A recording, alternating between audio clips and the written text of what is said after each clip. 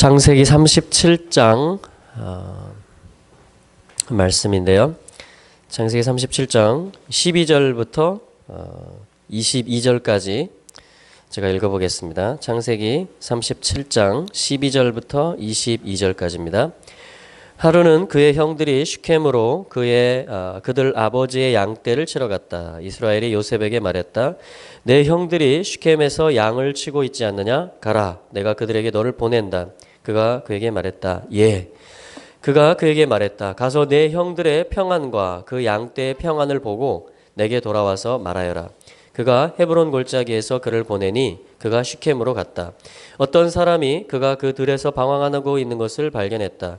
그 사람이 그에게 물었다. 이르기를 당신은 무엇을 찾고 있습니까? 그가 말했다. 내 형들을 나는 찾고 있습니다. 그들이 어디서 양을 치고 있는지 제발 내게 말씀해 주십시오. 그 사람이 말했다. 그들은 이곳에서 이동했습니다. 우리가 도탄으로 가자라는 말을 참으로 내가 들었습니다. 요셉이 그의 형들의 뒤를 따라 가서 도탄에서 그들을 발견했다. 그들이 멀리서 그를 보고 그가 그들에게 가까이 오기 전에 그를 죽이려고 그에 관하여 음모를 꾸몄다. 그들이 서로 말했다. 봐라, 저 꿈쟁이가 온다. 이제 가서 우리가 그를 죽여 그 웅덩이들 중 한 곳에 던져버리자. 그리고 우리는 악한 짐승이 그를 먹어버렸다라고 말하자. 그리고 그의 꿈들이 어떻게 되는지 우리가 보자. 르우벤이 듣고 그들의 손에서 그를 구하려고 말했다. 우리가 목숨은 해치지 말자. 르우벤이 그들에게 말했다. 너희는 피를 흘리지 마라. 그 광야에 있는 이 웅덩이에 그를 던지고 손을 그에게 보내지 마라. 그는 그들의 손에서 그를 구해 그의 아버지에게 그를 돌려보내려고 생각했다. 아멘. 요셉의 꿈은 예수 그리스도를 통해서 성취가 되어집니다. 그래서 모든 곡식단들이 요셉의 곡식단에게 절했다라는 것은 바로 그 생명이신 그리스도에게로 모든 육체가 나아온다라는 것을 의미하는 것이겠죠. 해와 달과 별들이 또 요셉에게 절했다라는 것은 역시 이 모든 우주 만물이 요셉, 그 머리이시고 신성이신 그리스도에게 경배할 것이다 라는 것을 의미하는 것이죠. 그러니까 만물의 주가 그리스도라는 것을 알고 그렇게 나오는 것입니다. 자, 그것을 이제 요셉이 꾼 꿈이에요. 그러니까 요셉의 꿈을 하나님이 주셨으니까 이제 하나님이 어떻게 해요? 이 꿈을 이루어 가시겠죠? 요셉은 꿈을 꿨습니다. 요셉은 그걸 말했습니다. 그리고 하나님은 그걸 이루어 가십니다. 오늘 그것이 이제 시작되는 거예요. 그 꿈을 이루는 일이 시작됩니다. 생명을 구원하는 꿈. 온 천하 만민이 주께 나와서 경배하는 그 꿈. 여러분 이 꿈을 꾸십니까? 그러면 하나님은 이 꿈을 주신 하나님이 이 꿈을 이루어 가십니다. 그래서 이 꿈을 이루어 가시는데 하나님께서 어떻게 이루어 가시느냐. 자, 17절에 보면 이 요셉이 형들을 찾아갑니다. 근데 이동했어요 벌써. 그래서 어디로 갔나요? 그랬더니 우리가 도단으로 가자. 히브리식으로 이제 도탄이라고 합니다. 도탄이라는 곳으로 양떼를 치러 가자라는 말을 우리가 분명히 들었다. 해서 이제 요셉이 그 도탄으로 쫓아가고 거기서 형들을 만나는데 저 꿈꾸는 자가 온다 하면서 어떻게 하냐면 음모를 꾸미고 그를 구덩이들 중에 하나에 던져넣고 옷을 벗기고 뭐냐면은 죽이려고 했는데 르우벤이 그렇게 하지 말자. 피를 흘리지 말자 해서 이제 이야기가 어떻게 전개됩니까? 이제 그 상인에게 종으로 파는 그 일이 벌어집니다. 여러분 하나님의 생명 구원의 꿈이 이루어지는데 어떻게 그 꿈이 이루어지기 시작하냐면 구덩이에 빠지는 것으로 다시 말하면 빛이 없는 곳으로 캄캄한 곳이며 어떤 어두움이 있는 곳으로 내려가는 이것은 마치 무엇을 연상케 하냐면 씨앗이 깊은 우리 콩 심어 보셨어요? 이렇게 콕 찌르고 거기다 쏙 집어넣고 흙으로 덮습니다. 마치 이 콩알에게는 이 요셉이 마치 그 웅덩이에 그 절망에 내려가서 그 음침함과 그 깊은 땅 속에 웅덩이 속에 갇혀서 어찌할 바를 모르는 그 절망에 죽음에 직면하게 되는 그것이 뭐냐면 씨앗에게는 이 콕 찔른 그 속에 폭 들어가는 것이에요. 그래서 뭐냐면 이 생명의 역사를 이루어 가시는데 하나님이 이 꿈이 생명을 구원하는 꿈이거든요. 근데 하나님이 어떻게 하냐면 이 생명이 죽는 자리에 들어가게 만듭니다. 이 생명이. 굉장히 하나님의 이 꿈을 이루어 가시는 방법이 독특하시죠. 계속해서 그 웅덩이에 한번 빠진 것뿐 아니고 요셉은 계속해서 계속 그런 웅덩이에 들어가는, 감옥에 들어가고 모함을, 누명을 쓰는 그런 생명을 어떻게 자기의 일한 것에 대한 대가를 받는가 싶었는데, 인정을 받는가 싶었는데 또 떨어지고, 또 꿈을 해석해줘서 소망이 올 줄 알았는데 또 그 음침한 감옥에서 언제 여기서 나갈 수 있는가. 그래서 계속 기다리는, 그러니까 요셉의 옛 생명, 그 자아에게는 계속해서 사망이 선포되고 계속해서 깜깜함이 임하는 그러한 역사가 있는 것입니다. 왜 그러냐면 죽음을 통해서 진정한 생명을 얻기 때문입니다.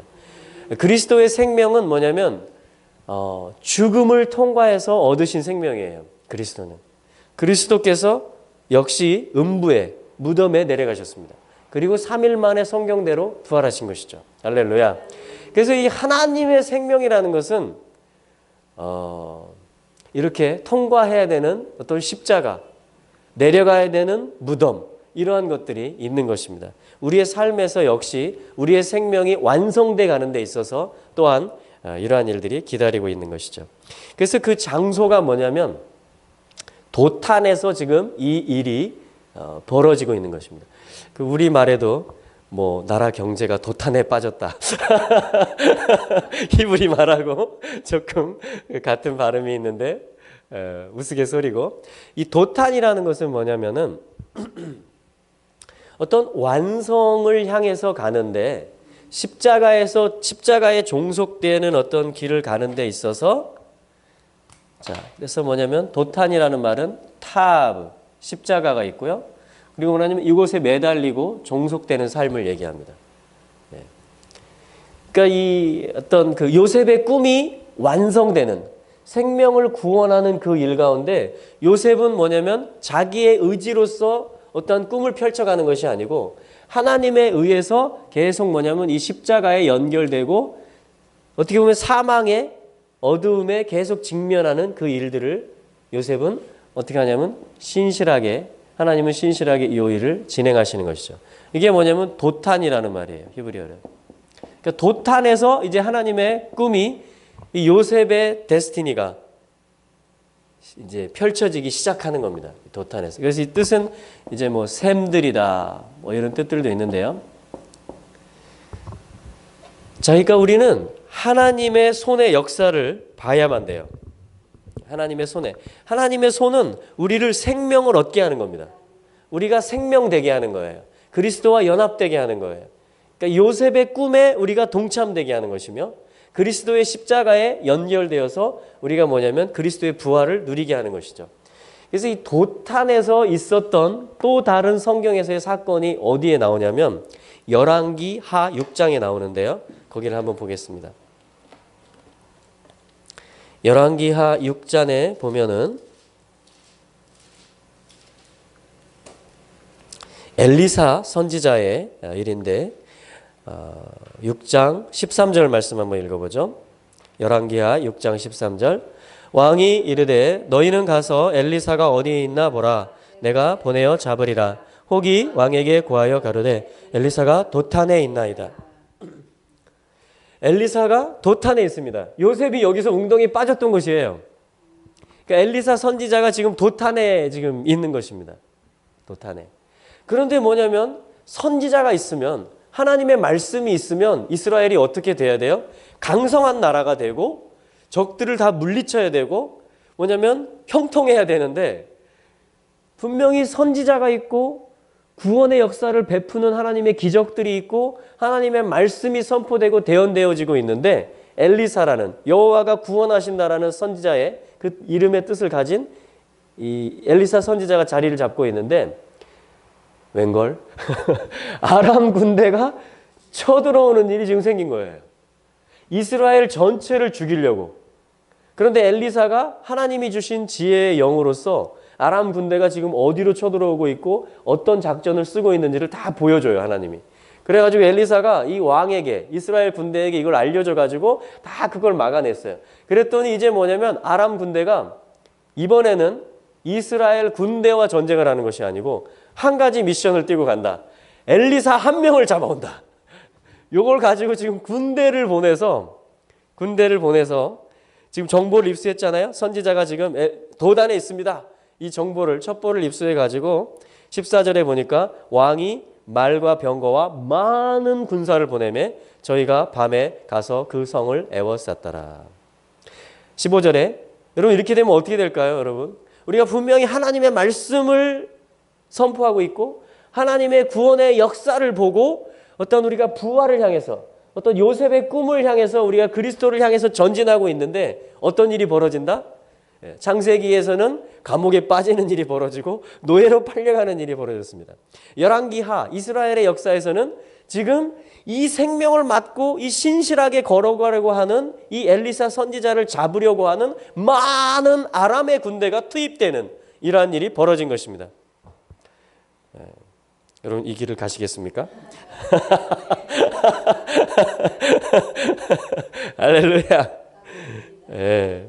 그러면 이제 어떤 반응들이 벌어지냐면 15절에 하나님의 사람의 수종드는 자가 일찍 일어나서 나가보니 군사와 말과 병거가 성을 에워쌌는지라. 그 사환이 엘리사에게 고하되 내 주여 우리가 어찌하리까? 대답하되 두려워하지 마라. 우리와 함께한 자가 저와 함께한 자보다 많으니라. 할렐루야. 우리와 함께한 자가 저와 함께한 자보다 많으니라. 여러분 마지막 때가 되면 이 언약을 맡은 이스라엘을 해하려고 북방 땅으로부터 또 여러 민족들이 동맹을 맺고 이스라엘을 치러 올 것입니다. 마치 요셉의 이야기에 그 요셉의 꿈이 풀어지는 그때 있었던 일들이 일어나는 거죠. 지금 선지자를 죽이려고 하는 이 일들이 똑같이 또 일어나는 것이죠. 여러분 진정한 살 길은 어디 있냐면 아람 군대에 가담하거나 투항하는 데 있지 않고 거기와 타협하고 항복하는 데 있지 않고 뭐냐면 그 사망과 죽음의 자리에 있는 선지자에게 달라붙는 데 있습니다. 그 자리에 내가 합류하는 데 있습니다. 그러니까 그리스도와 그 맨 것을 끊어버리고 그리스도의 교회를 핍박하고 그리스도가 왕 되신 그 나라 이스라엘을 없애려고 하는 아람뿐 아니고 모든 열방의 네이션들이 다 일어나서 덤벼들 때 우리가 살 길은 어디 있다고요? 여기서 두 가지 시각이 나오는 것입니다. 하나는 이 엘리사의 종의 말과 그 시각이 나오는 것이죠. 어찌하오리까 이렇게 되는 것입니다. 하나는 뭡니까? 두려워하지 마라. 우리와 함께한 자가 저들과 함께한 자보다 많다. 할렐루야. 그러므로 언약을 붙드시기 바라며 하나님의 영광스러운 교회 안에 계시기를 바라며 또한 하나님의 이스라엘과 하나 되시기를 축복합니다. 이것이 선지자의 길을 가는 것이며 요셉의 꿈에 참여하는 것이며 그리스도를 왕으로 승리자로 모셔드리는 것입니다. 할렐루야. 실제로 지금 엘리사가 거짓말하고 있는 게 아니라 실제로 불말과 불병거가 지금 둘러 있는 것입니다. 진치고 있는 것이에요. 자, 그래서 기도합니다. 이 기도가 우리가 해야 되는 기도인 것이죠. 17절에 기도하여 이르되 여호와여 원컨대 저의 눈을 열어서 보게 하옵소서 하니 여호와께서 그 사환의 눈을 여심해 저가 보니 불말과 불병거가 산에 가득하여 엘리사를 둘렀더라. 아멘. 18절 아람 사람이 엘리사에게 내려오매 엘리사가 여호와께 기도하여 이르되 원컨대 저 무리의 눈을 어둡게 하옵소서 하매 엘리사의 말대로 그 눈을 어둡게 하신지라. 아멘. 그래서 뭐냐면 다 이 아람 군대를 포로로 잡아서 사마리아 성에 이끌어와 가지고 포로로 잡아. 왜냐하면 이 하늘의 군대에 압도돼 가지고 이들이 다 투항을 해버려요. 그래가지고 사마리아 성까지 이 수도까지 이들이 다 순순히 따라오고 거기 이제 이스라엘이 다 그들을 에워싸버리는 것이에요. 그래서 저들을 다 죽일까요? 다 칠까요? 했을 때 뭐냐면은 아니다. 엘리사가 그냥 돌려보내라 이렇게 말하는 것이죠. 그래서 이제는 부끄럽고 수치스러워서 이들이 당분간 쳐들어올 생각을 못하는 것입니다. 온갖 수치와 창피를 다 당하고 돌아온 것이에요. 그리고 실제로 하늘의 그 군대가 이스라엘을 지키고 있음을 눈으로 보고 온 거예요. 할렐루야. 자, 이것이 하나님의 역사인 거예요. 그래서 17절과 18절의 기도는 두 가지 기도를 합니다. 하나는 하나님의 사람, 하나님의 백성의 눈을 열어서 불말과 불명거를 보게 하소서. 또 하나는 뭐예요? 18절은 이 원수들 아람 군대의 눈을 어둡게 하사. 할렐루야. 이게 이 셈들이라는 말인데요. 셈이라는 것이 뭐냐면 아인입니다. 참 놀랍죠? 셈이라는 것은 눈이라는 말과 똑같아요. 아인하면 눈이에요. 그래서 도탄인 것입니다. 그리고 요셉의 사건이 육신의 눈으로 보면, 요셉의 겉생명으로 보면 아니 나를 죽이려고 그래 이렇게 되는 것이에요. 그리고 그것이 상처가 되고 이게 계속 내적 치유받아야 되는 일이 되는 거예요. 배척당하고 살기를 느끼고 그래도 완전히 그 절망 가운데 떨어진 왕따당하는 그러한 것이죠. 그게 뭐냐면 세상의 눈이며 육신의 눈인 것이에요. 그런데 뭡니까? 하나님의 눈은 어디에 있습니까? 하나님의 손은 어떤 역사를 이루고 있습니까? 생명을 진행하는. 요셉에게 준 그 꿈을 요셉이 흥분하면서 형들에게 말하기 시작했잖아요. 그렇죠? 그 꿈을 하나님이 신실하게 이루어 가시는 그 시작. 그 하나님의 눈은 뭐냐면 요셉이 열려지는 것이며 요셉의 역사가 본격적으로 시작되는 것입니다. 할렐루야. 예. 여러분, 이스라엘을 박해하는 일들이 일어난다는 것은 뭡니까? 이스라엘의 역사가 풀어진다는 거예요. 여러분, 씨앗이 어두운 곳에 들어가서 그야말로 죽음에 직면하며 실제 죽음을 통과합니다. 우리가 십자가를 통과하듯이.